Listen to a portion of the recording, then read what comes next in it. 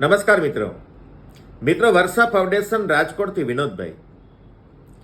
આજે મને એક વોટ્સઅપ ઉપર ખૂબ સરસ મજાની માહિતી મારા હાથમાં આવી હતી ને એ માહિતી આપવા માટે આપની સામે ઉપસ્થિત થયો છું. મિત્રો, આપણા દેશની અંદર બાળકની નેગેટિવ પ્રવૃત્તિને ખૂબ જ માર્ક કરવામાં આવે છે. આ નથી આવડતું, તે નથી આવડતું, ફલાણું નથી કરી શકતો, ફલાણું ઢીકડું નથી કરી શકતો, સવારે વહેલું ઉઠાતું નથી, ગણિત નબળું છે, ગુજરાતી નબળું છે, અક્ષર સારા નથી થતા, ના કરી શકાય, એ ના કરતો, ફલાણું ના કરતો, આવી ના કહેવાવાળા મેક્સિમમ પેરેન્ટ્સ ઇન્ડિયામાં છે. મિત્રો, વિદેશની અંદર એક એવી સ્કૂલનો મને ડેટા મળ્યો છે કે જે સ્કૂલની અંદર બાળક કશું જ પણ ના લખે તો પણ 5માંથી 2 માર્ક્સ આપવામાં આવે છે. કોઈ તજજ્ઞ મિત્રએ એને સવાલ કર્યો કે ભાઈ, પેપર કોરું છે છતાં પણ તમે એને 2 માર્ક્સ છે ને આપેલા છે? ત્યારે બહુ સરસ મજાનો જવાબ એના પ્રોફેસરનો હતો. મિત્રો, ઇન્ડિયન તમામ માતા પિતાએ આ સાંભળવા જેવું છે. એનો જવાબ હતો કે અમે એક પણ અક્ષર બાળક ન લખે તો પણ 2 માર્ક્સ આપીએ છીએ. શા માટે? તો કે બાળક સવારે વહેલું ઉઠીને સ્કૂલે આવે છે, બાળક પોતે દફતરનો ભાર વહન કરીને મોટું બેગ સ્કૂલે લઈ આવે છે, સ્ટેશનરી લઈ આવે છે. એથી વિશેષ મિત્રો, એ આ પેપર લખવા માટે બાળકે થોડી ઘણી તો મહેનત કરેલી છે. પોતાના જીવનના જેને કહેવાય ને સોનેરી દિવસો, એટલે કે યુવાનીના, કિશોરાવસ્થાના, બાળપણના સોનેરી દિવસો બાળકે એજ્યુકેશનને આમ કહેવાય ને કે હવાલે કરેલા છે.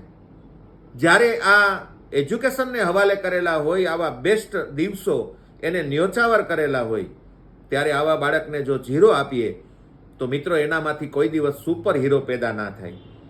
આપણા ઇન્ડિયન શિક્ષણે આમાંથી ધડો લેવાનો છે. ખાસ કરીને મારા માતા પિતાએ.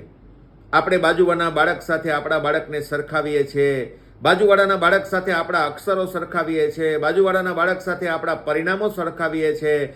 બીજી વસ્તુ કે આપણે રોજનું બાળકને તને આ ન આવડે, તારે આ ન કરાય, તું આ ન કરી શકે, આવા જ વાક્યો કહીએ છીએ. મિત્રો, ચાલો વર્ષા ફાઉન્ડેશનના માધ્યમથી આજથી બાળકને હકારાત્મક વલણ પૂરું પાડીએ. કેવી રીતે? તારાથી આ બધું થઈ શકે, તને જ આવડે, તારા માટે આ સહેલું છે, તું 10માંથી 10 લાવી શકે, તું ટેસ્ટમાં 20માંથી 20 લાવી શકે, અરે રામજીભાઈનો છોકરો કરી શકે, એના કરતાં તો તું સવાયું કરી શકે, અરે રામજીભાઈનો આઈક્યુ પાવર છે, એના કરતાં તો તમારો ખૂબ મોટો આઈક્યુ પાવર છે, અરે બેટા ઝૂંપડપટ્ટીના બાળકો કરતાં તો તારી પાસે ઘણું બધું છે, ઓલા બાળકો તો સાયકલ લઈને આવે છે, તો સરસ મજાની વેનમાં જાય છે. આવા અનેક પોઝિટિવ વાક્યો બાળકને કહેવામાં આવે તો મિત્રો સર્વે એવું કહેવા માંગે છે કે બાળક 100% પોતાના કેરિયરમાં આગળ વધશે.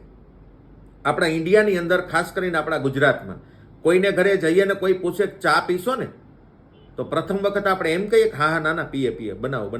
ના, આપણે શું કહેશું? ના, ચાલશે ભાઈ. મિત્રો, જે જગ્યાએ પેમેન્ટ દઈને જમવા જાય છે ત્યાં પણ કુક આપણને શાક પીરસવા આવે તો પણ આપણી ટેવ પડી છે, ના ના ના ના ના, ચાલશે. તો મિત્રો, આજથી તમારા ને મારા બાળકને આખા દિવસમાં એવા વાક્ય સંભળાવો કે જે વાક્યની અંદર મેક્સિમમ હા આવતી હોય, અને એવા વાક્યો સંભળાવવાનું બંધ કરો કે જેની અંદર મેક્સિમમ ના આવતી હોય. મિત્રો, આ સરસ મજાની વાત આજે મને જાણવા મળી, અને એ વાત આજ વર્ષા ફાઉન્ડેશનના દરેક પેરેન્ટ્સને, અને ખાસ કરીને જે લોકો વર્ષા ફાઉન્ડેશન સાથે જોડાયેલા નથી, આવા પેરેન્ટ્સને લાગુ પડે છે. ચાલો, આવનારા દિવસોમાં 1 લાખ બાળકોને પોતાના જીવનમાં બેસ્ટ કેરિયર નિર્માણ કરી શકે એના માટે તન, મન અને ધન, આ ત્રણેયની સમૃદ્ધિ સાથે બાળકને બનાવીએ હીરોમાંથી સુપર હીરો. તો આવતા વિડીયોની અંદર હું તમને આનાથી પણ વિશેષ માહિતી નોખી આપતો રહીશ. આપ જોડાયેલા રહો વર્ષા ફાઉન્ડેશન સાથે, અને આ વિડીયો તમારા બાળકને પણ બતાવો. વધારે વાત ન કરતા વર્ષા ફાઉન્ડેશનમાંથી વિનોદભાઈના નમસ્કાર. વંદે માતરમ. જય ભારત.